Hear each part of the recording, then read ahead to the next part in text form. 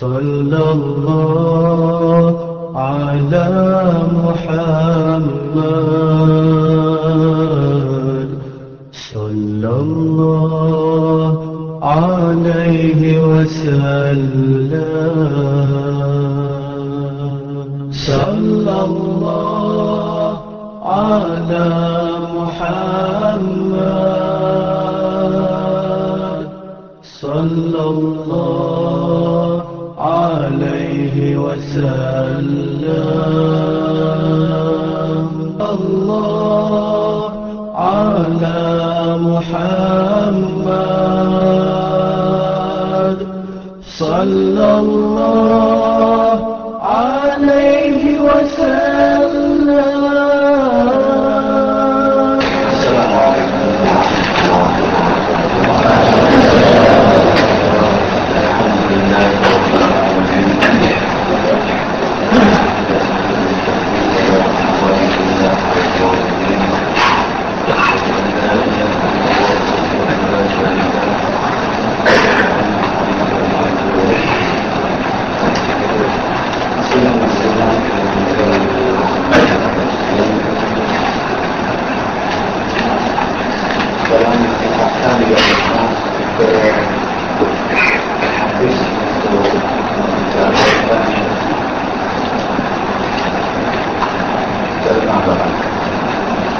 Telah selesai membicarakan makna-makna yang tersimpul, pengajaran-pengajaran yang dapat kita ambil daripada bacaan-bacaan dalam salat, khasnya dalam bacaan tasyahud,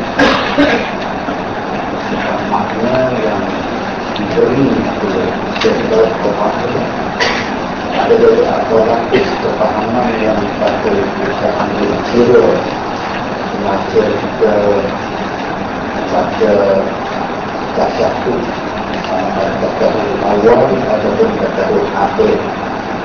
Kita sampai ke halaman 16 sampai ke 13 kita selesai memberi salam.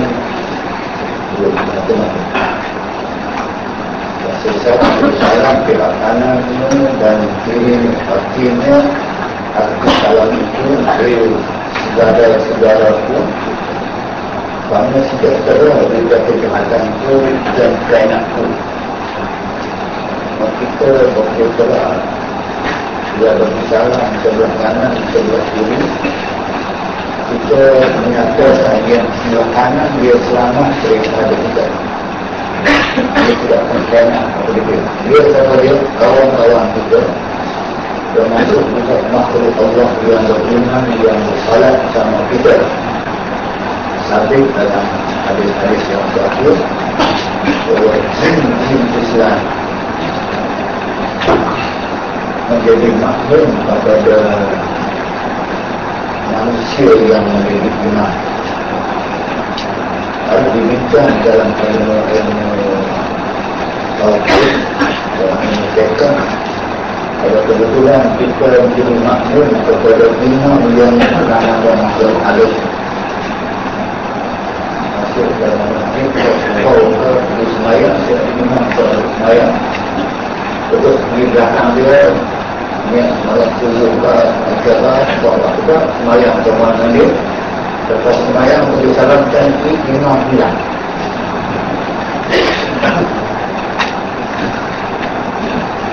Itu perbahasan sah tak tidak semayang terima. Berapa sah? Kenapa sah?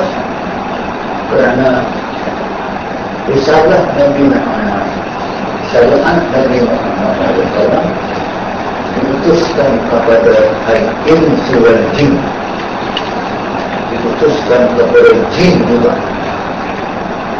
Dalam surah Al-Jin jelas mereka menyebut inna minnal muslimun wa minnal qasitun. Kami kata jin Tuhan konten memang kami ada yang Islam, yang dia berbini kepada Allah, dan ada yang kafir. Yang sembahyang dari itu lahirnya ke Islam dan jadi imam pula. Kalau tak mampu jadi imam, kalau orang itu datang dia kena awal. Jika ini bukan manusia di rumah, dia tak mungkin lima. Tak pernah duduk di lima. Itu bukan. Betul. Dan orang tak ada, supaya ada orang ini. Dan sunat. Itu bukan mereka. Tak berbeza saja, datang arah belakang dia. Ini lima, belakang lima pun. Orang agak belakang, bukan seorang besar, dia muda panjang ini, mak belakang.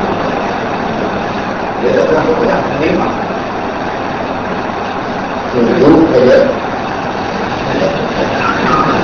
Dia muda. Belakang pun orang-orang dia syur minimum, pun lama pun. Dia tinggi jam, tak mahu mana. Dan berdua ada dua jenis itu.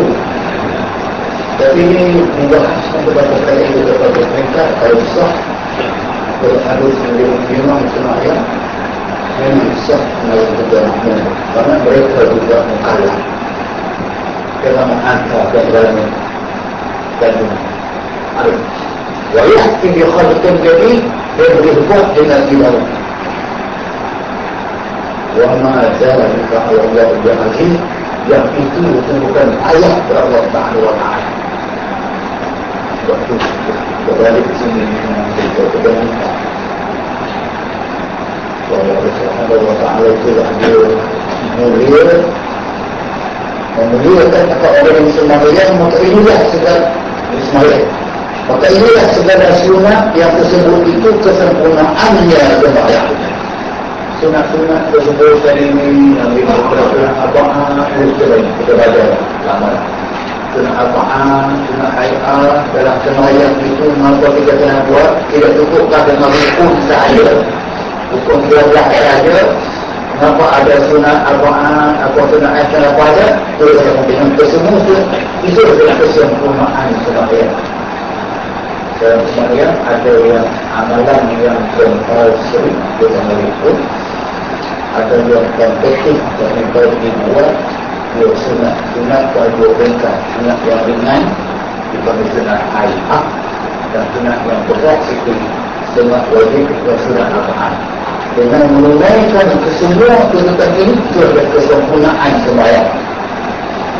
Dan ada adat yang dituntut memeliharakan dia, itu adat yang dituntut oleh dia supaya dinamakan orang memeliharakan sembahyang dan dirikan haknya. Jadi kita dapat memenuhi segala keperluan yang disebutkan di hukum sunat-sunatnya, sunat Hay'ahnya dan tahu pula makna lebih kurang dan sebagainya. Maka itulah yang dipanggil orang yang memeliharakan akan sembahyang. Dia dikatakan alladzina hum ala salawatihim yuhafizun. Banyak kali itu dalam surah ada dalam surah itu orang yang memelihara sembahyang. Apa maksud dari sembahyang bukan sekadar waktunya punya sahaja, memelihara segala hak sembahyang, tuntutan yang teratas, berkenaan dan ringan. Semua tuntutan dalam sembahyang kita dapat menyempurnakannya. Itulah juga orang yang memeliharakan sembahyang dan mendirikan hak sembahyang. Kita bukan lagi ketahui oleh sunat Hay'ah itu tiada dituntut, dijabarkan, dipaksakan, dimestikan untuk ketahui orang yang meninggalkan dia.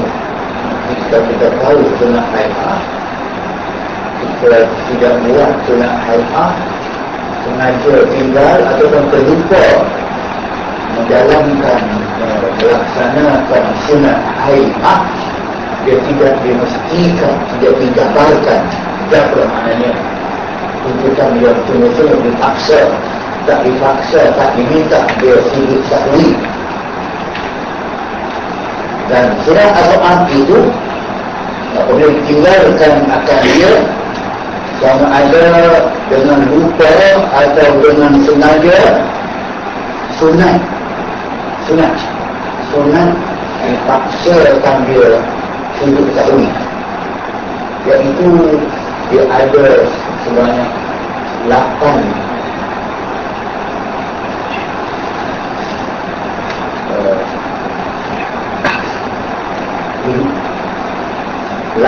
perkara yang tersebut dahulu itu. Maknanya sunat hai'ah ada 8 perkara yang kita bincang dulu. Kita tanya seorang-seorang 8 tu. Tahu 8. Kita selalu ni kita ada ingat yang Sina ingat hai'ah itu selain daripada selain kunut pada ab'an sahaja. Lain itu hai'ah banyaklah. Tapi disimpulkan kepada 8. Menyenangkan saudara nak tengok balik. Tengok balik halaman 9, baris 9 tu. 1, 2, 3, 4, 5, 6, 7, 8, ada 9. Sunat hai'ah ada 8.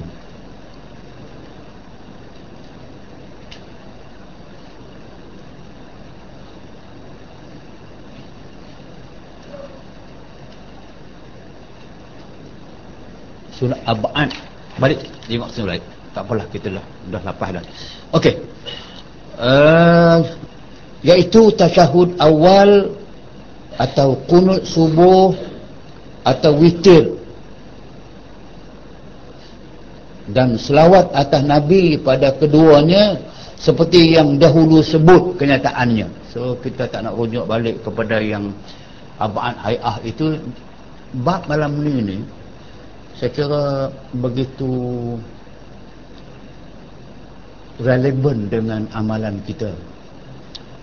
So, inilah masalah-masalah kecil yang tidak terdapat dalam huraian-huraian hadis, huraian-huraian fiqh, melainkan dalam kitab yang macam ni. Dia amat nak bincang malam ni. Sunat hai'ah tak apa kalau kita tertinggal dia, kita tidak payah sunat sujud sahwi. Kita tinggal sunat ab'an 8 perkara, kita kena sujud sahwi.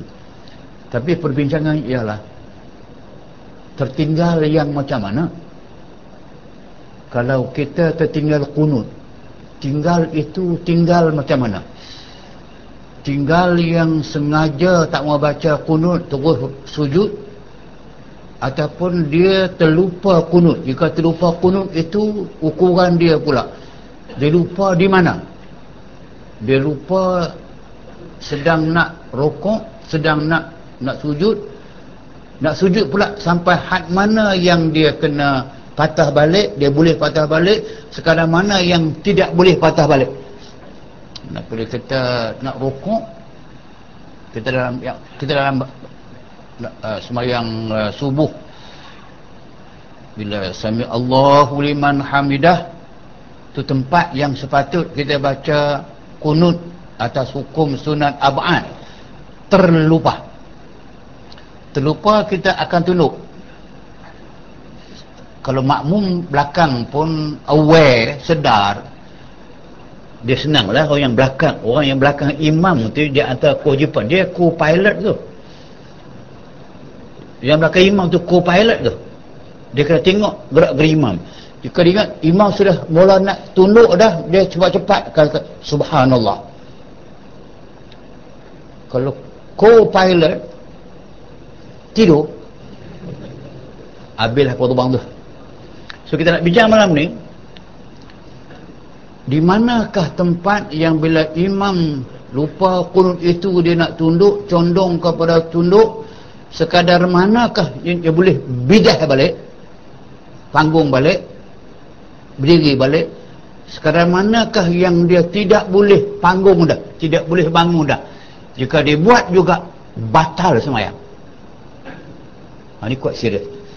Yang kedua, tahiyat awal. Tahiyat awal selepas dia sujud pada sujud rakaat yang kedua, dia panggung rakaat yang kedua, memang tempat itu tempat dia kena duduk iftirash, baca tahiyat awal. Tiba-tiba dia lupa untuk duduk iftirash bagi baca tahiyat awal. Dia terus bangun. Bangun itu tu, sekadar manakah dia boleh duduk balik? Sekadar manakah yang tidak boleh duduk balik? Dan manakah tempat yang jika dia duduk balik batal sembahyang? Serius. Bukan benda kecil itu, benda yang kita selalu jadi. Itu perbahasan kita malam ni. Sebab saya minta tumpuan saudara-saudara sekalian.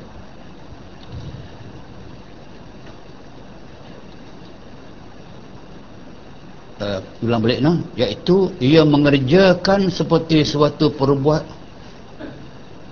Maka sunat ia sujud sahwi apabila ia meninggalkan akan salah satu daripada yang 8, iaitu atau ia mengerjakan seperti suatu perbuatan yang membatalkan sembahyang dengan sengaja, tidak membatalkan akan dia dengan lupa, seperti memanjangkan rukun yang pendek, iaitu i'tidal, duduk 2 sujud, seperti berkata dengan sedikit dan makan yang sedikit, atau melebihkan rakaatnya dengan lupa, maka sunat sujud sahwi. Ini beberapa pendetilan yang kita melakukan kesilapan. Kesilapan ini kecil. Silap itu kerana terlupa, bukan dengan sengaja. Sebab kaedah sujud sahwi itu sujud kerana lupa. Kalau tidak lupa tapi sengaja kita tinggalkan, maka apa makna sujud sahwi? Sujud sahwi itu kita kabarab yang kita terlupa. Bila tidak lupa, kita melanggar perkara yang tak membatalkan sembahyang, dia tak batal, maka tidak sunat sujud sahwi. Yang sujud sahwi ini disebut dah apabila ia meninggalkan salah satu daripada 8 perkara, atau dia mengerjakan seperti yang suatu perbuatan membatalkan sembahyang dengan sengaja.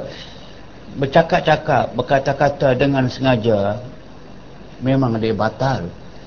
Tapi dia orang latah, dengan sembahyang bercakap cukah meragat, terkeluar dengan sabukul lisan begitu.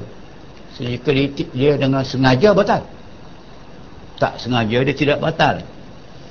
Okey. Tiada membatalkan dengan lupa, seperti memanjangkan rukun yang pendek. So kena faham, dalam sembahyang ada rukun yang pendek dan rukun yang panjang. Macam Fatihah, dia rukun. Dia rukun itu dia panggil rukun yang panjang. Rukuk, rukun panjang.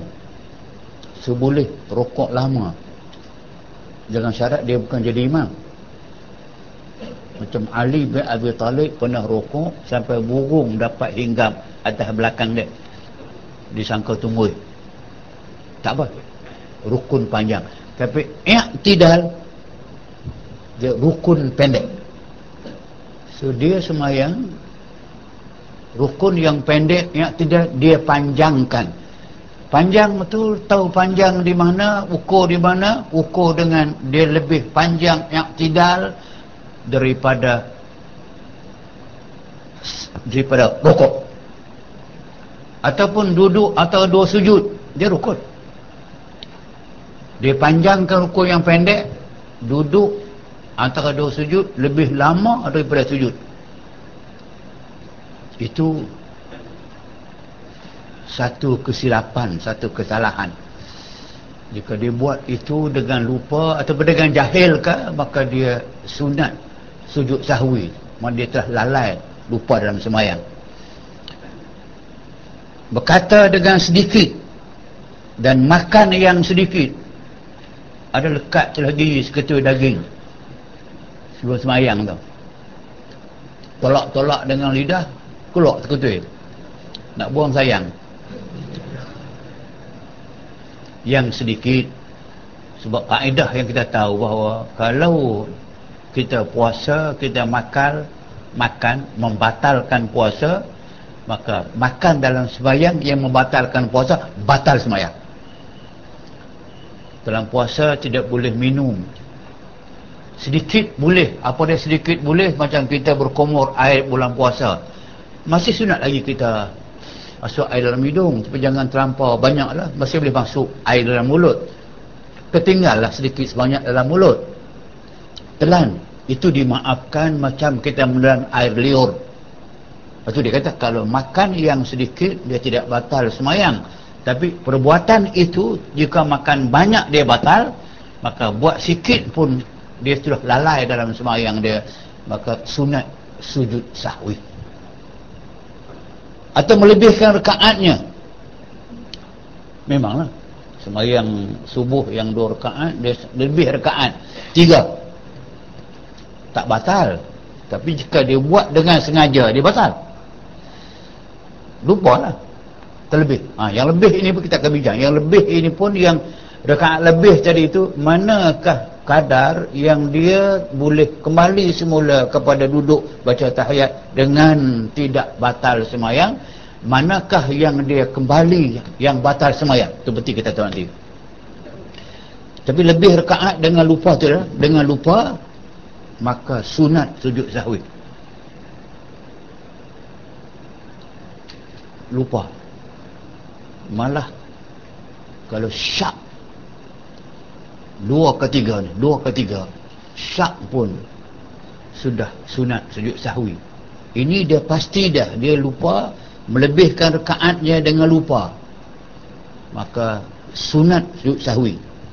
Atau memindahkan rukun qauli yang tiada membatalkan dia, seperti baca Fatihah, dia pindahkan baca Fatihah, dia bantai baca dalam rukuk. Apa kono ni? Fatihah rukun,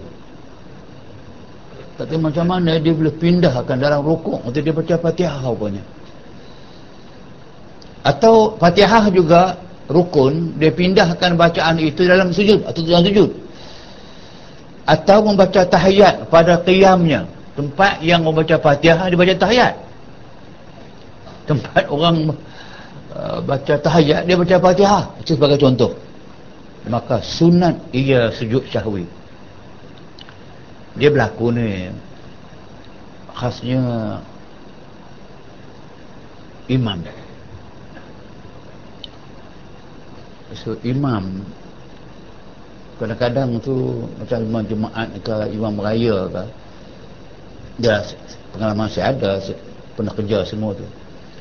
Kadang kita nak baca ayat tu, kadang tu bimbang, takut tak kena nanti tu. Kita remind balik sampai dalam semayang sunat kita baca tu. Ya.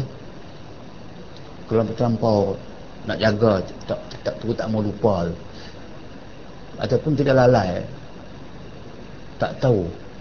Dalam tahiyat tu dia ingat macam dalam qiyam, Allahu akbar, tangan angkat, alhamdulillah rabbil alamin rahmanir rahim, Allah gapo ni. Itu dia pindah tu, berhenti yang tu, baca balik tahiyat lah.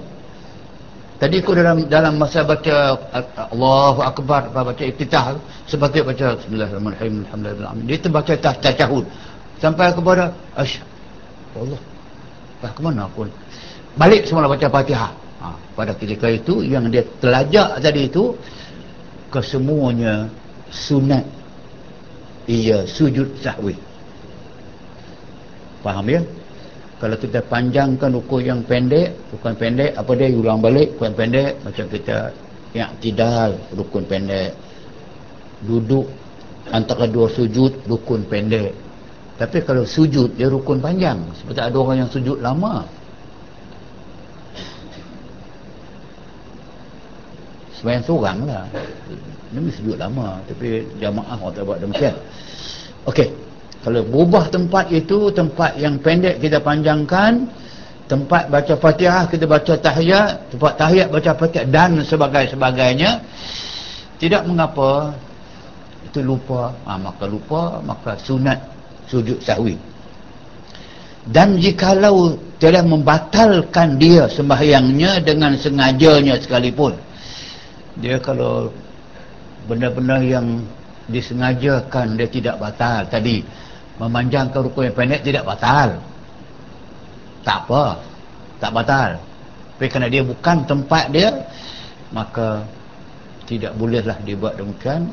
dibuat juga satu kelupaan, maka sunat sujud sahwi.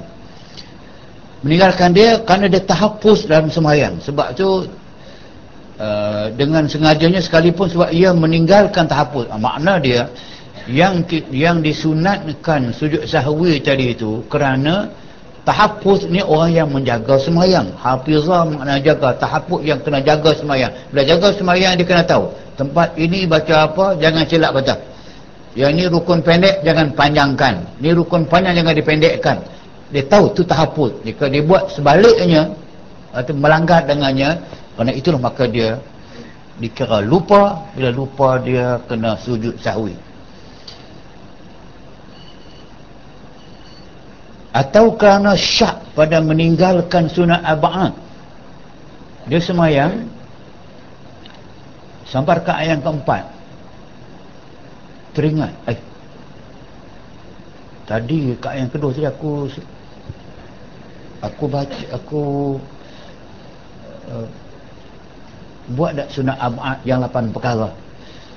Ataupun tadi aku semayang tadi lepas sampai nak tunduk, sampai nak bertahiyat, tadi aku baca kunut kah tidak? Tu dia syak pada meninggalkan sunat ab'ad.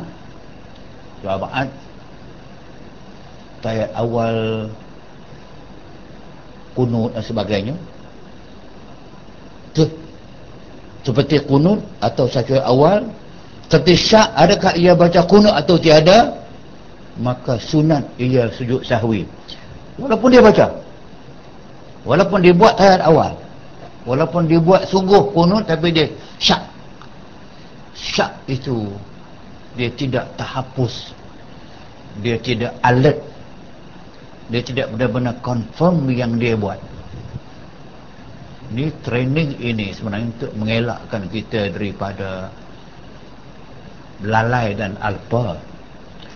Mana kita kena buat sembahyang itu dengan confirm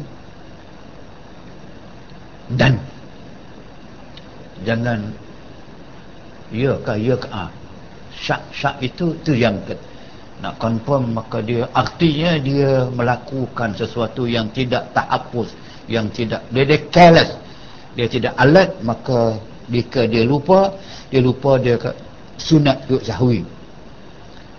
Demikian lagi jikalau syak ia, adakah ia sembahyang 3 rakaat atau 4 rakaat. Ini paling banyak berlaku lah ni. Kita memang berlaku. Kalang-kalang kabut sembahyang zuhur sampai yang ujung tu, ni 3 ke 4. Bila 3 ke 4 jawabnya 3.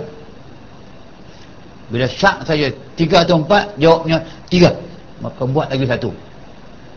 Ada kemungkinan memang 4 dah, jadi 5. Ada kemungkinan 3 sungguh baru jadi 4. Tapi syak itu menyebabkan dia telah tidak tahapus, dia tidak alert, maka dia sunat juga sujud sahwi. Ni problem ni saya banyak kali saya jumpa di Mekah dengan di Madinah. Dia tempat yang senang kita refer. Satu semayang tu saya tidak jauh di belakang. Dia kata Sultan Pahang sama kita. Saya di belakang, tak jauh daripada imam. Tiba-tiba saya di akhir tu dia sujud sahwi. Sebagai salam dia, kita faham dah. Sujud, Allahu Akbar, sujud sahwi. So sebab imam lupa, wajib ikut imam sujud sama. Banyaklah orang saya, kawan-kawan kita tak sujud. Lepas dia sujud. Maknanya tidak nampak sebarang kesilapan dia buat, tapi dia sujud sahwi. Kenapa? Ada yang dia syak. Misalnya dia syak dekat yang terakhir tu, ni 3 ke 4, 3 ke 4, 4 lah. Dia pun terus duduk dan orang tidak tegur. Maknanya syak aku tadi itu ada, tapi kebetulan aku ambil tindakan yang betul. Orang tidak subhanallah, tapi dia kena sujud sahwi. Ni yang kacau ni. Kalau sembahyang seorang tak ada masalah, lantak lah. Ni itu makmum belakang juta. Inilah ada dia syak, mungkin syak rakaat ke syak dalam bacaan apa, tu yang kita ambil balik. Maka jangan heran bila kita jadi makmum dalam sembahyang yang kita lihat tidak ada sebarang kesilapan pada imam, tiba-tiba akhirnya dia sujud sahwi sebelum bagi salam, ketahuilah jawapannya bahawa dia ada yang dia syak dalam sembahyang. Itu sesuatu yang dia tidak confirm, berlakulah begini. Atau bukan saja kita tak sedar kata dia buat syak dalam sembahyang, kadang tu berapa kali sampai kepada peringkat sembahyang satu sekali, sembahyang satu kali itu sembahyang asar, memang dia tidak baca tahiyat awal. Tahu di mana? Boleh terdengar dalam mikrofon tu, subhanallah. Maknanya dia dah bangun, tapi had bangun banyak mana, kita akan jumpa sekali. Dan jika hilang syaknya itu dahulu daripada salamnya, adalah ia rakaat yang keempatnya sekalipun. Okey, maknanya dia syak. Dia syak, antara nak jawab syak dengan tidak tu sebelum akhir, sebelum sampai nak baca tahiyat tu, dia yakin bahawa dia buat betul, pun sunat sujud sahwi. Senang tuan-tuan perempuan faham, dalam semayang ini dia nakkan kepada keyakinan yang mutlak. Baca pun yakin, rukun rokok ke, i'tidal ke, sujud ke, tahiyat awal akhir ke, semua kena yakin. Timbul syak saja, maka kita sudah lalai. Maka tanda kita lalai, kita dihukumkan kena, bukan dera lah, bukan denda, tapi macam dera, macam denda lah, kena sujud sahwi. Sujud sahwi, sujud kerana lupa, kerana taradudnya, pada lebihnya. Taradud mana, kerana dia taradud ini kerana dia syak, dia berulang saya jemput masuk ke dalam, kena kita masuk dalam, buka ruang kita nak minta bagi dia angin keluar. Masuk bagi ruang sikit.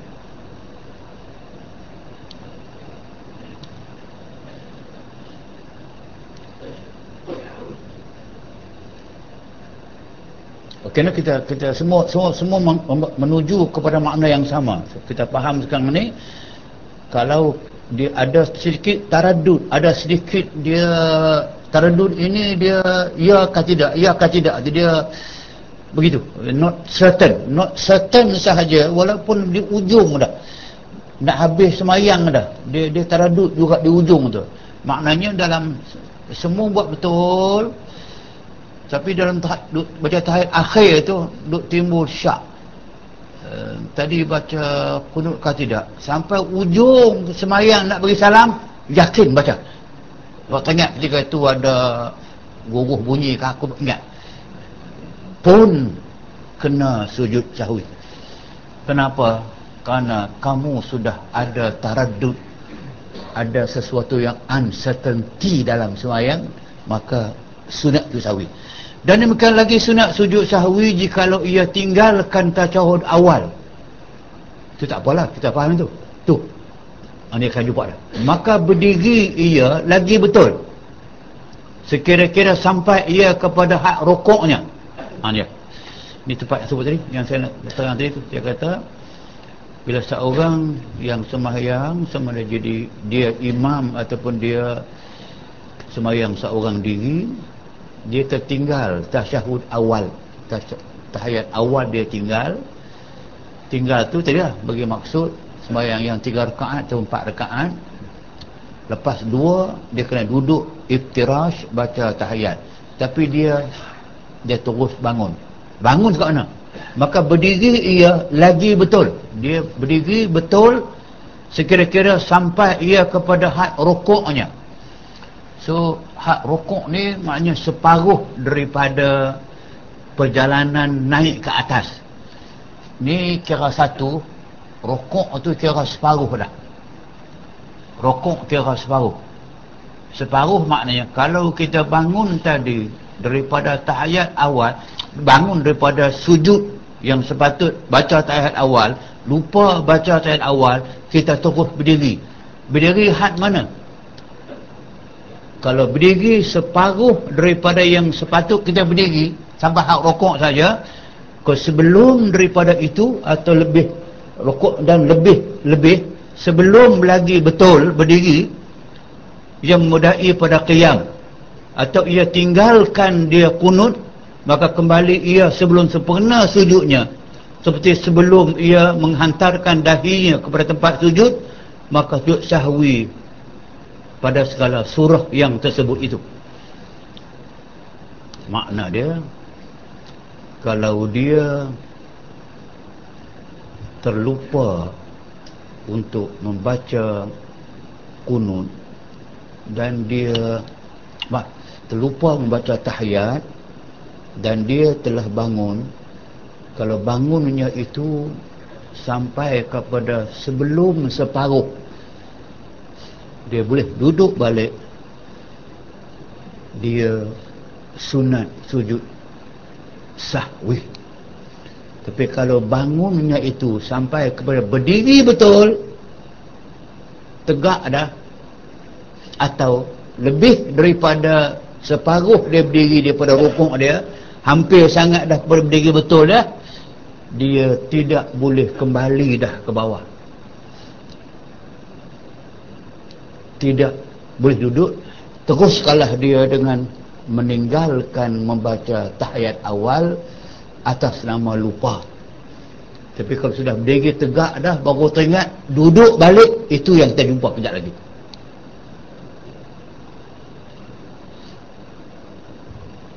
Jika lupanya atau jahilnya, dia lupa pun kena, dia jahil pun dia kena sujud sahwi. Dan jika kembali ia kepada kunut, jika kembali ia kepada kunut atau kepada tasyahud awal, padahal sudah hampir kepada qiyamnya, sudah 80% dah kepada berdiri tegak tu, 90% dah dekat-dekat nak tinggi dah, atau hampir kepada sujud tadi, lupa kunut, tunduk itu lebih separuh dah, hampir sangat kepada sujud, batallah sembahyangnya jika sengaja ia meninggalkan keduanya.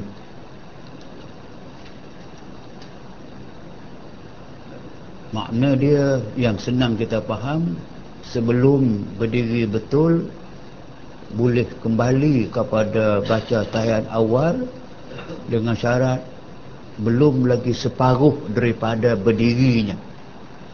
Itu masa dia duduk. Kalau masa dia berdiri nak baca kunut, dia tunduk ke bawah, jangan sampai lebih daripada separuh sujud dia. Lebih daripada itu, dia tidak boleh dah kembali. Dia kira lupa, boleh tinggal terus sebab dia hanya sunat abad sahaja. Kalau tegak dah teringat, terus duduk, ataupun duduk tetap dah, lepas tu bangun pula, tu dikatakan bahawa pada sujud, maka kunut, pada kunut batallah sembahyangnya jika sengaja ia meninggalkan keduanya. Tetapi tiada sunat sujud sahwi jika belum lagi bangunnya berdirinya, jika yang meninggalkan tasyahud awal sampai kepada hak rukuk, atau turunnya pada hak yang meninggalkan kunut kerana sedikit perbuatannya, maka segala surah tersebut itu. Maksud dia, kalau sedikit sangat yang dia lupa tadi, daripada dia duduk sujud, dia bangun daripada sujud itu, sepatut dia duduk membaca tahiyat, tapi terlupa sekejap, dia hampir nak bangun, tapi pergerakan dia belum lagi naik, cuma sekadar tapi kau palat kata subhanallah, itu tidak sunat sujud sahwi, kerana itu terlampau sedikit lupanya. Lupa itu lupa pada pergerakan, tapi lupa kepada lain masalah. So, dia tidak sunat sujud sahwi jika belum lagi bangunnya berdiri. Jika yang meninggalkan tasyahud awal sampai kepada rukuk atau turunnya pada yang meninggalkan kunut kerana sedikit perbuatannya, maka segala tersebut itu, jika imam atau orang sembahyang sendirinya, kalau dia imam maka, atau dia sembahyang sendiri, sembahyang seorang, pada surah, pada gambaran-gambaran tadi, itulah dia keadaannya. Yang senang lagi sekali saya fahamkan bahawa lupa dalam dua surah ini. Apa dia? Satu surah dia lupa baca kunut, dua surah gambar yang kedua dia lupa duduk tahiyat awal. Kedua-dua ini bergantunglah kepada, kalau sedikit sangat yang dia lupa ke kitab ini, dia tidak payah sujud sahwi. Pasal tadi nak menjaga supaya makmum nanti jangan bercelaru di belakang, sebab dia tak nampak pun silapnya di mana. Jika pergerakan sampai orang nampak dia bangun atau dia lupa, itulah kena sunat sujud sahwi. Kalau sedikit sangat maka tidak payah sujud sahwi kerana takut makmum nanti bercelaru. Kalau silapannya, kelupaannya ketara, barulah kena sujud sahwi. Maka jikalau yang sembahyang itu makmum, maka tiada tafsil lagi, hanya wajib ia kembali mengikut imamnya. Ini senang. Ini jenis makmum yang lawan tokel. Berlaku tambah dalam kes sujud tilawah yang cukup senang kita nampak. Dalam kes sujud tilawah, apa dia? Orang yang faham tak apalah, yang tidak faham sujud tilawah, sujud apa namanya, sejadah. Imam sujud tapi dia rokok.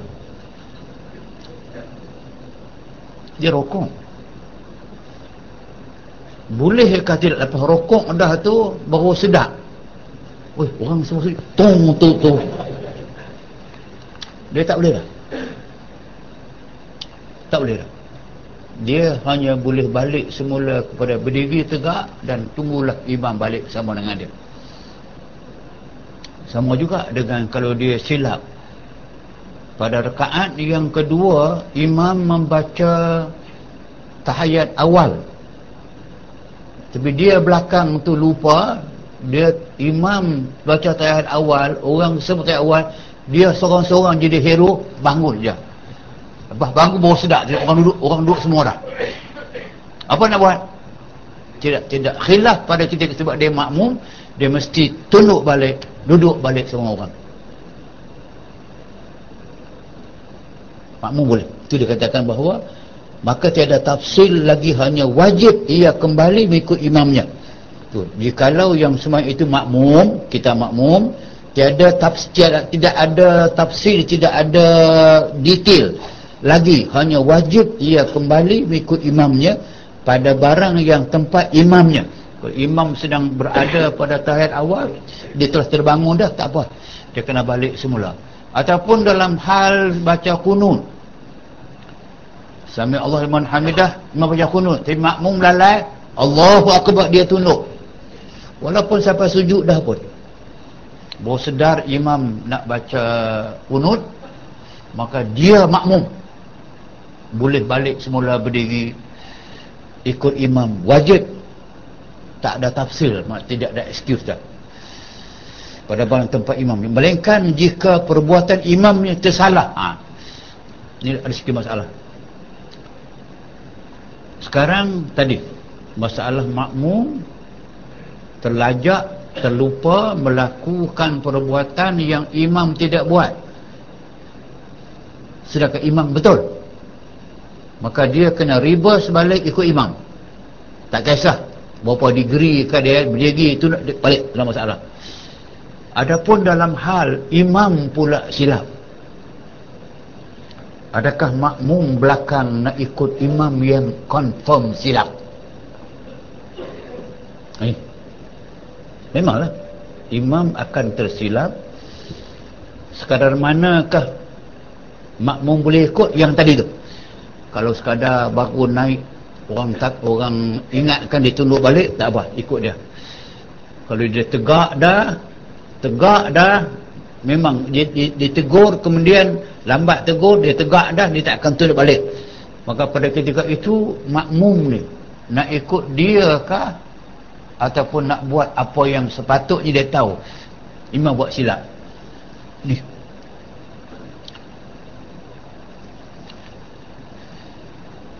Melainkan jika perbuatan imam itu tersalah, ia mengerjakan sesuatu yang membatalkan sembahyang, seperti ia qiyam sudah betul tempat perdiriannya. Tadi tu. Kalau imam tidak membaca tahiyat awal, dia berdiri sampai betul dah dirinya itu, maka kembali pula ia kepada duduk. Imam tadi yang lupa tahiyat awal berdiri betul dah, berada dalam rakaat yang ketiga dah. Tiba-tiba imam tu teringat lupa tahiyat, maka dia duduk aja tahiyat. So makmum tadi tu, dia nak ikut imam kah tidak? Hal seperti ini sembahyang imam tadi telah terbatal, maka dia buat salah. Bila salah pada ketika itu, makmum tidak boleh mengikut imam. Dia kena muparakah, dia sembahyang seorang diri, cuma dapat pahala berjamaah sampai dekat imam yang silap tadi. Baca balik. Melainkan jika perbuatan imam itu tersalah, ia mengerjakan sesuatu yang membatalkan sembahyang. Contoh dia, seperti ia qiyam, ia berdiri sesudah betul tempat pendiriannya, maka kembali pula ia pada duduk baca tasyahud atau sujud, ia sudah sempurna menghantar anggotanya yang 7, kembali pula kepada kunut. Tadi, kalau yang dia lupa kunut tadi ni, kan itu dia lupa kunut, dia terus sujud yang telah confirm sujud dah. Dari dia dah sampai ke tempat sujud, 2 tangan tempat sujud, 2 lutut tempat sujud, 2 hujung kaki tempat sujud. Tiba-tiba dia teringat lupa kunut, dia balik semula kepada kunut tu. Maka tiada harus makmum mengikut, kembali berserta dengan imamnya, tetapi hendaklah menanti berdiri imamnya. Jika sudah ia berdiri serta imamnya pada surah meninggalkan tasyahud awal, atau belum lagi berdiri ia, maka kembali imamnya duduk tasyahud padahal ia sudah berdiri betul, wajib makmum itu berdiri, jangan ia duduk bersama dengan imamnya. So tadi saya ulang balik, maka sahlah imam tadi membuat kesilapan. Bila buat kesilapan, kalau kesilapan dengan sengaja, batal sembahyangnya. Jika dia kesilapan tu dengan dia lupa, makmum tidak boleh ikut dia, sebab sah dah dia buat silap. Kalau imam bangun semula nak baca kunut, dia seorang bangunlah, saya belakang tak boleh ikut dah. Kalau tadi tahiyat awal, kita sedang tahiyat awal, dia tahiyat awal tapi dia bangun, mungkin lupa kunut pada rakaat yang kedua, dia seorang saja bangun, makmum tidak boleh bangun kerana tidak boleh ikut orang yang telah confirm dia salah. Itu maksudnya. Demikian lagi jika sujud imam padahal sebelum lagi tunduk sujud. Imam tunduk, makmum belum sujud. Imam sujud, makmum belum sujud. Kemudian kembali imam kunut, maka tiada harus makmum itu kunut. Bila lupa baca kunut, dia rukuk. Bila dia rukuk, makmum pun rukuk. Pas makmum rukuk, imam pula panggung nak baca kunut.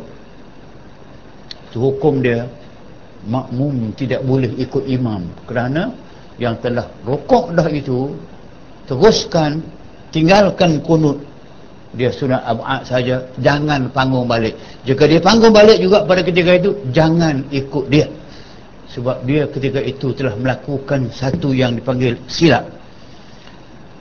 Maka tiada harus makmum itu kunut serta imamnya, tapi wajib ia turun sujud. Maknanya sembahyang pada pagi itu, imam yang telah lupa kunut, enggakkan lupalah, Jika dia baca juga, dia baca seorang aja. Tapi yang ni akan baca lagu habis semayang. Yang malam ni duk dengar ni pun ni.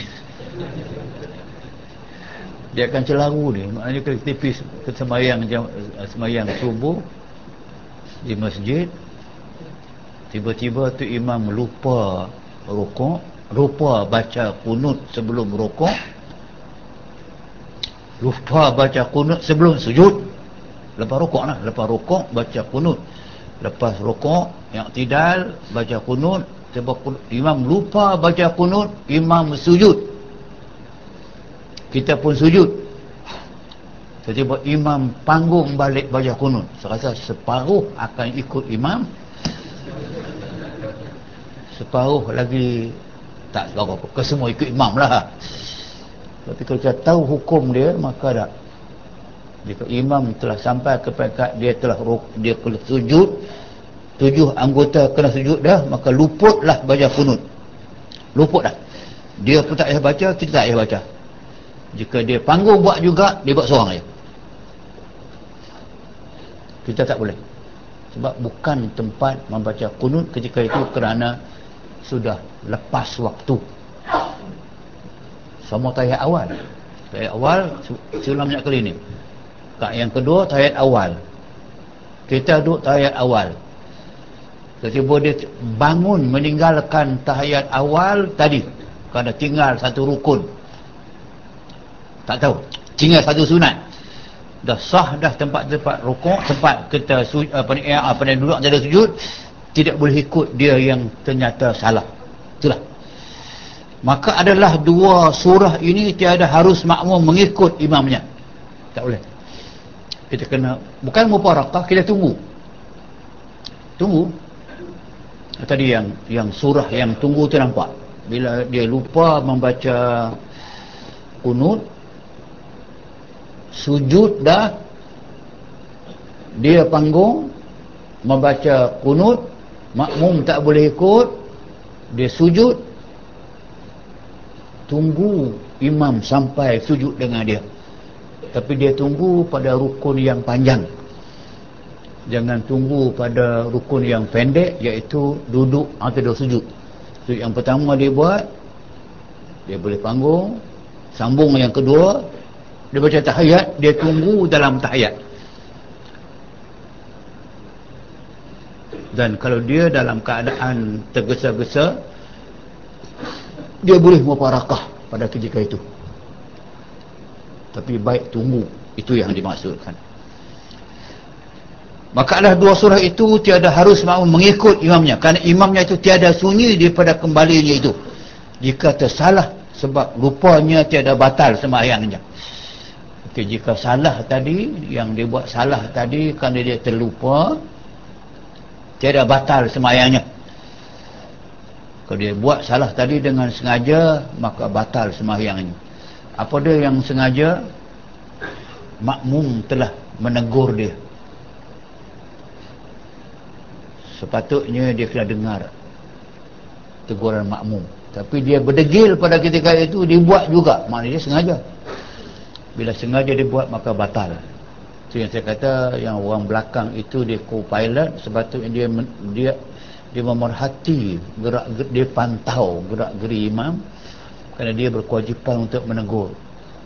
Kalau orang depan tak tegur, orang belakang dah tegur, imam akan sanksi. Kalau orang depan tak, orang belakang dia tidak tegur, tiba orang yang saf yang ke-10 punya tegur, dia mana yang betul ni?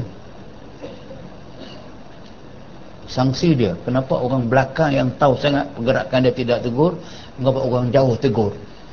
Belailah kalau dia lupa baca ayat, tu orang belakang boleh tegur, tapi yang gerak-geri semayang dia berpegang kepada yang belakang. Lagipun begitu dalam, tengok dalam semayang Masjid Haram tu, semayang tarawih, yang belakang imam 10 orang, dia imam dia saja 7 orang, semua belakang dia. Hafiz semua belakang dia. Ketua imam di belakang dia, dia lah saf yang pertama belakang. So, orang itu di samping dia hafiz, dia imam pula, dia orang-orang yang paling kuat beribadat. Orang itulah yang mengambil peranan untuk menegur kalau berlaku imam itu silap. Berlaku silap lah. Okey. Dan jikalau tiada batal sembahyangnya sekalipun atau sengajanya, maka batallah itu, tiada harus kita ikut akan dia. Ya, imam buat tadi itu, kalau memang perbuatan dia itu memang dia salah, confirm salah, atau perbuatan dia membatalkan sembahyang, mengapa kita nak ikut dia? Sini saya kata hikmah kita keluar sikit, kita cuba nak mengulas balik. Pendetilan seperti ini ni, dia memberi makna yang besar dalam konteks penghidupan kita sebagai Muslim. Imam untuk diikuti, kita ambil dia sebagai imam kita untuk kita ikut daripada awal sampai akhir, dengan syarat dia tidak melakukan sesuatu yang tidak disuruh dalam sembahyang berlaku. Jika dia buat sesuatu yang tidak disuruh dalam sembahyang, ataupun dia keluar daripada cara-cara sembahyang yang biasa, ataupun terlebih rukun, terlebih apa sebab saja, orang belakang wajib tegur. Bila tegur sahaja dia wajib ikut. Jika dia tidak ikut, kita tidak boleh ikut dia, kena mufarakah. Itu yang kita buat daripada dulu sampai sekarang, sampai bila-bila. Dia mengajar umat Islam ini dengan cara praktikal. Sebab ini setiap hari kita berjumpa. Maknanya kalau kita berada dalam satu masyarakat yang terpaksa kita buat suatu organisasi ketua, ikut ketua, dia imam lah. Organisasi kehidupan, tak kira dalam semua keadaan lah, di mana pun ada ketua. Ketua mana imam lah. Imam sembahyang, imam dalam penghidupan. Imam penghidupan ialah ketua kita dalam organisasi. Kalau dia buat silap dalam memimpin kita, kita wajib tegur. Dia wajib taat kepada yang dia tegur. Kalau dia tegur kepadanya, tak semesti teguran itu orang yang berada dalam organisasi. Orang luar boleh tegur. Contoh dia, tuan-tuan semayang, saya semayang, lupa ayat, yang belakang ke semua pun lupa. Tapi ada orang seorang yang tak semayang, yang semayang dah ke, yang baru sampai ke, dia yang luar semayang tegur. Boleh pakai tak orang luar tegur dalam semayang? Jawapan dia boleh. Maknanya orang dalam parti, tak sampai tu. Orang dalam parti dia tegur pun dia wajib tak, yang keluar parti pun dia wajib. Saya ambil pada semayang tadi.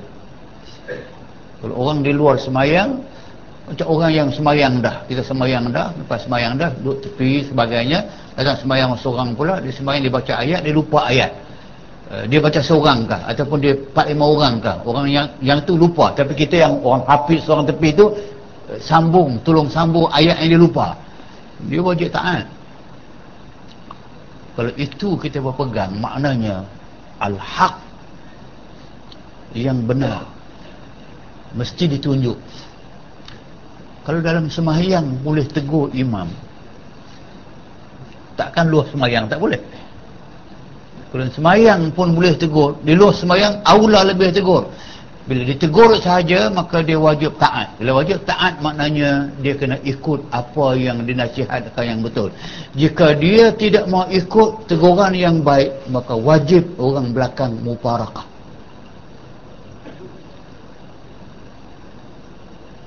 Hamba tak faham, aku tahu.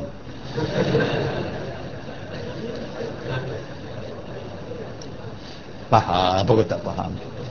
Dah, kaedah Islam ni banyak. Daripada tengok tu, daripada sebab tu Allah Ta'ala bagi hidayah macam Abu Bakar, Umar, Osman, Ali. Dia dilantik menjadi imam sembahyang oleh Nabi. Masa Nabi ada lagi pun, Nabi telah suruh Abu Bakar menjadi imam sembahyang subuh. Mesej cukup clear.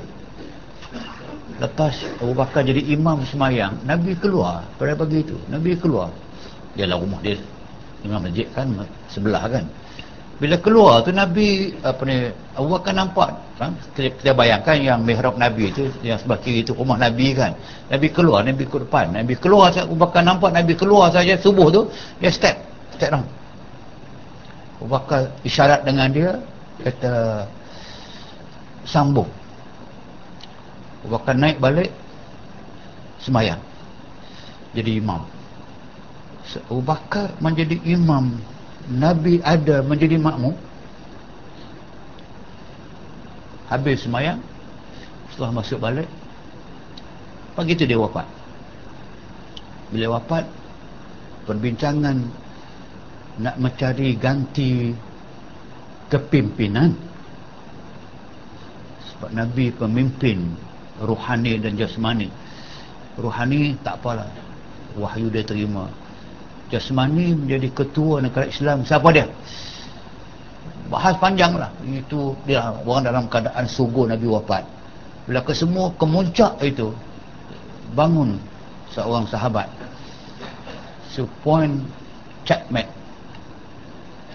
Dia kata, lupakah kita pada pagi tadi Nabi telah reda dengan Abu Bakar menjadi imam dalam sembahyangnya, menyembah Allah Ta'ala secara khusus. Apakah kita tidak boleh reda menjadi Abu Bakar imam kita dalam hal penghidupan? Apa sangat ada penghidupan ini? Dalam sembahyang pun Nabi boleh ikut Abu Bakar, takkan dalam dunia tak ikut Abu Bakar? So point itu checkmate. Siapa pun tak boleh lawan, kerana ternyata Nabi telah mengisyaratkan Abu Bakar menjadi khalifah. Okey, nanti Abu Bakar cantik menjadi imam dalam sembahyangnya, menyembah Allah Ta'ala secara khusus. Apakah kita tidak boleh reda menjadi Abu Bakar imam kita dalam hal penghidupan? Apa sangat ada penghidupan ini? Dalam sembahyang pun Nabi boleh ikut Abu Bakar, takkan dalam dunia tak ikut Abu Bakar? So point itu checkmate. Siapa pun tak boleh lawan, kerana ternyata Nabi telah mengisyaratkan Abu Bakar menjadi khalifah. Okey, nanti Abu Bakar cantik, dia tak ada plan, tak ada dalam kepala, tak ada jawatan kuasa untuk menulis ucapan presiden. Lantik pun cara spontan. Lantik spontan, bocak spontan. Dia tengok dia punya ucapan yang sama, dia punya garis line dia sama dengan yang kita baca semayang. Dia kata, dia tahu isinya, inni wulitu alaikum walastu bi khairikum. Aku dipilih menjadi wali, pemimpin, ketua negara, tapi aku bukan orang terbaik di kalangan kamu. Sifat merendah diri, tak mengatakan akulah yang paling layak. Walastu bi khairikum, aku bukan yang terbaik. Karena itu, in ra'aitumuni ala haqqin fa'ainuni, kalau kamu nampak aku melakukan perbuatan yang tidak betul, kalau aku buat yang betul, kamu ikut aku. Kalau aku buat yang batil, kamu wajib tentang aku.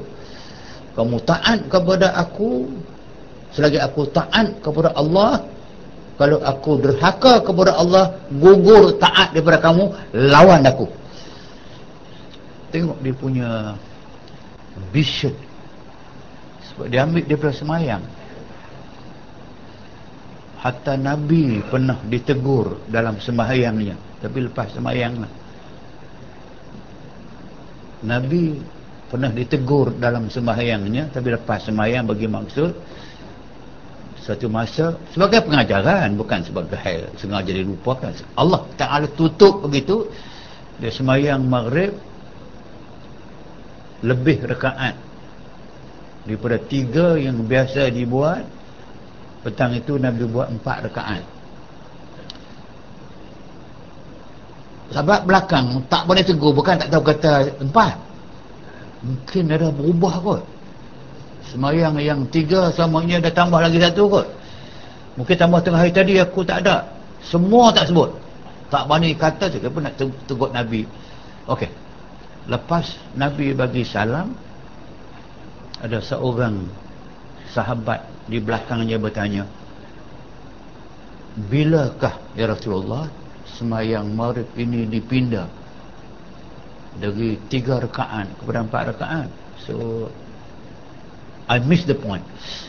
Tak tahu bila. Dia kata tak ada perubahan. Tak ada perubahan. Tadi Rasulullah semayang maghrib 4 rakaat. Dia compare orang lain.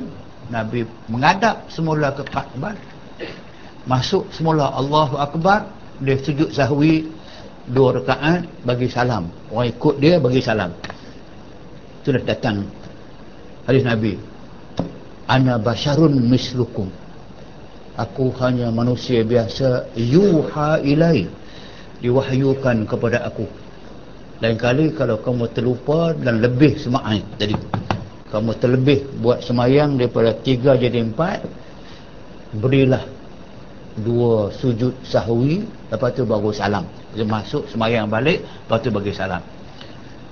Sekali itu sebagai pengajaran dan nak mengatakan point,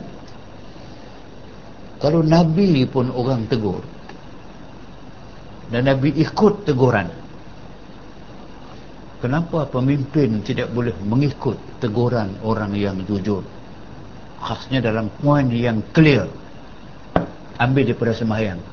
Kalau sembahyang subhanallah, dia mesti kena ikut. Kalau tak ikut itu, kita boleh muparakah dengan dia. Maknanya konsepsi yang ada dalam sembahyang itu begitu besar maknanya, sampai boleh kita tafsirkan dalam penghidupan. Dan dia berguna. Cukup berguna. Kalau pemimpin boleh dengar teguran orang yang betul-betul menegur dia kerana kesilapan dia, dia perbetulkan, dia cukup agung.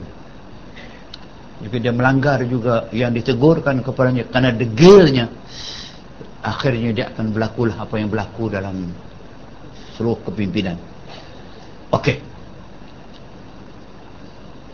Tetapi tiada sunat sujud sahwi jika belum lagi bangunnya berdiri, jika yang meninggalkan tasyahud awal sampai kepada hak rukuk, atau turunnya pada yang meninggalkan kunut kerana sedikit perbuatannya tadi, maka segala surah tersebut itu jika imam atau yang sembahyang sendiri. Maka jikalau yang sembahyang itu makmum, maka tiada tafsir lagi, hanya wajib yang kembali mengikuti imamnya. Pada barang tempat imam menikah, jika perbuatan imamnya tersalah, ia mengerjakan sesuatu yang batalkan sembahyang, seperti ia qiyam sudah betul tempat pendiriannya, maka kembali pula ia penduduknya baca tasyahud atau sujud, ia sudah sempurna mengat anggota yang 7, maka kembali pula kepada kunut, maka tiada harus makmum kembali mengikut kembali beserta dengan imamnya. Hendaklah menanti berdiri imamnya jika sudah ia berdiri serta imamnya pada surah meninggalkan tasyahud awal, atau belum lagi berdiri, maka ia kembali imamnya duduk tasyahud pada ia sudah berdiri betul, wajib namun itu berdiri, jangan ia duduk beserta dengan imamnya. Itu yang kita baca tadi itu. Kalau baca begitu mampu tak faham. Dah lah tak ada nukta, tak ada koma, moti di mana, semua mereka nak kena, tapi setiap perkataan tu ada pengajaran, nak kena pecah balik sebagainya, kita dah faham. Demikian lagi jika sujud imam padahal sebelum lagi tunduk sujud makmum. Demikian lagi jika sujud imam sujud padahal sebelum lagi tunduk sujud makmum belum, kemudian kembali imam kunut, maka tiada harus itu kunut serta imamnya. Tadi nak baca kunut, walaupun makmum ini masih lagi duduk tunggu, tak mau tunduk, pasal tahu ini nak baca kunut, tiba imam pergi tunduk sampai kepada sujud, makmum masih lagi berdiri, tiba-tiba imam kembali semula berdiri nak baca kunut. Pada ketika itu makmum tidak boleh baca kunut dengan imam, tinggal dah sujud, pergi tunggu sampai tunggu masa sujud boleh, jika tak lama sangat, atau tunggu dalam tasyahud boleh. Itu makna dia.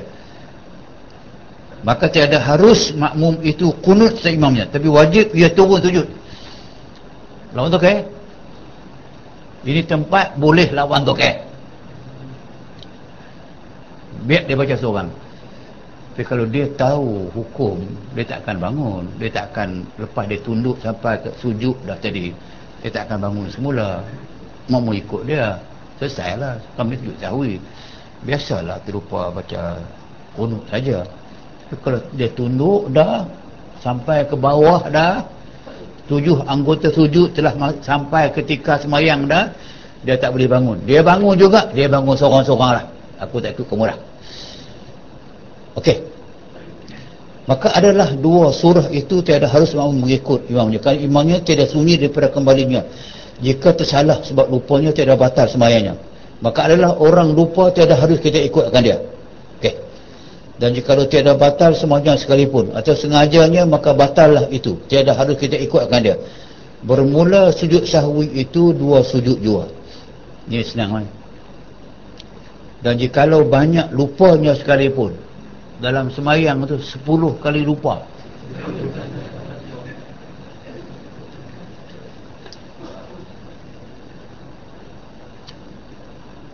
ni lupa ni ialah lupa dalam rukun, lupa dalam sujud sahwi, lupa dalam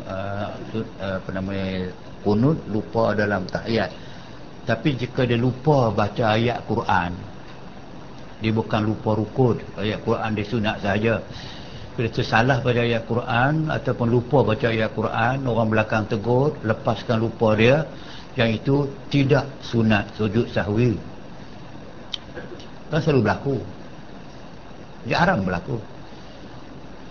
Tapi jika dia lupa baca Fatihah ataupun tertinggal ayat dalam Fatihah, dia rukun, lupa. Allah Akbar, iyyaka na'budu wa iyyaka, alhamdulillah, itu dia lupa rukun. Yang lupa rukun memanglah lupa yang cukup besar, memang dia kena sunat sujud sahwi. Tapi kalau imam sampai lupa baca Fatihah, baik jadi makmum kot. Tapi lupa ayat tidak sunat. Kalau lupa rukun, tadi macam lupa di antaranya sunat ayat, maka sunat. Banyak lupa sekalipun, 1 sahaja sujud sahwi dengan 2 kali sujud. Jangan duk faham kata kerana 2 kali lupa tadi, maka 2 kali sujud sahwi 4 kali sujud lah. Baik, kalau 10 lupa dalam sembahyang tadi, kerana 20 kali sujud, pensan begitulah. Okey, jikalau banyak lupanya sekalipun, wajib ia meniatkan sujud sahwi. Dia kena niat, dia kena niat dia nak sujud sahwi. Wajib ia meniatkan sujud sahwi. Tempat masa sujud dahulu daripada salam, dahulu, dan kemudian daripada tasyahud, selepas selawat, seperti sujud sembahyang pada syaratnya. Samalah kita buat macam sembahyang lain. Yang penting kita faham dah. Sujud sahwi tempat dia di ujung sembahyang, lepas tasyahud sampai habis selawat, sebelum salam, situlah kita sujud. Yang pertama, bangun macam biasa, sujud biasalah, baca Rabi'atul Li juga. Lepas sujud yang kedua, bacaan sama juga, subhana man la yanamu wa la yashu. Sekali boleh, 3 boleh. Pertama sujud subhana man la yanamu wa la yashu, lepas tu dua kali sujud Rabi'atul Li sampai habis, sujud balik. Bila bangun pula itu barulah kita bagi salam. Tempat dahulu daripada salam, kemudian daripada tasyahud dan salawat seperti sujud sembahyang syaratnya. dan segala sunatnya. Maknanya sama juga, sujud itu pun kena syaratnya 7 anggota sujud, kena tempat sujud, itu semua samalah. Sama juga kena tamakninah, semua sama. Lepas tu bacanya subhana man la yanamu lasu. Maka jika memberi salam dengan sengaja, luputlah sujudnya. Dia tahu dah dia lupa tadi. Akhirnya dia sepatutnya sujud sahwi. Lepas tu dia bagi salam, Assalamualaikum warahmatullahi wabarakatuh. Allahu Akbar. Apa kono imam ini? Salam yang pertama tu rukun. Kalau yang kedua tu sunat hai'ah. Apa guna dia? Gunanya kalau kita dalam konteks lain, kita Assalamualaikum warahmatullahi wabarakatuh, kentut. Assalamualaikum warahmatullahi wabarakatuh. Guana kat mu dah habis semayang dah. Batal pada ketika itu, semayang sudah sah. Kalau anda bagi salam juga lepas terkentut tadi itu, makna ada masuk dalam semayang balik. Pasal salam yang kedua sunat hai'ah. Sunat hai'ah salam semayang. Maka haramlah berbuat demikian kerana kita masuk semayang balik waktu kita tidak ada wuduk. Sebab tu di sini kata. Sebab tu yang pertama itulah yang dipanggilkan rukun. Salam kanan sahaja yang rukun, kiri tidak rukun. Semayang jenazah, mazhab kita, pegangan kita Syafi'i, kita bagi salam dua, satu sebelah kanan jenazah, satu kanan, satu kiri. Tapi dalam Hanbali, kita semayang di Mekah, Madinah, Assalamualaikum warahmatullahi wabarakatuh, cabut, dia sebelah saja. Sebab kita dah biasa dua. Tapi bila imam buat satu, kita pun satu juga. Imam buat dua, kita buat dua. Kalau kita imam, kita semayang berimam dengan dia, dia semayang salam sekali sahaja, kita buat dua kali, kita lawan tu, okey? Sama dengan cerita ulang banyak kali dah, kita semayang imam yang tidak baca kunut, kita tidak baca kunut pasal ikut imam wajib. Kalau kita baca kunut, kita baca yang sunat, kita meninggalkan yang wajib. Dia belaga ketika itu dia antara wajib dengan sunat. Kaedah dalam semayang, belaga sunat dengan wajib, buat yang wajib dengan yang sunat. So mengikut imam tu dia wajib. Dia tunduk, kita tunduk. I'tidal, sujud, kita sujud. Lepas tu ada orang kata, Ustaz ada dan, Ustaz tu dan. So, imam bagi peluang kita baca kunut. Lah, ambil di mana imam bagi peluang tu? Imam tu dah kata baca kunut bid'ah. Bagi peluang pula kita. Dah. Dia tak bagi peluang. Memang dia pegang dengan hukum dia. Dia tu saya dah sebut dah, style ilmuwan yang di sekitar Hijaz, Mekah itu, dia kira yang dibuat sahaja betul, yang lain kesemua tak betul jika tidak sama dengan dia. Yang tidak betul tu memang dihukum bid'ah saja. Yang timbul suatu khabar baru ni tu, yang mufti di utara baru jadi mufti, dia jadi imam semayang, dia bagi salam, tengok orang sapu muka, kerja bid'ah, sapu muka lepas semayang. Dah jadi isu.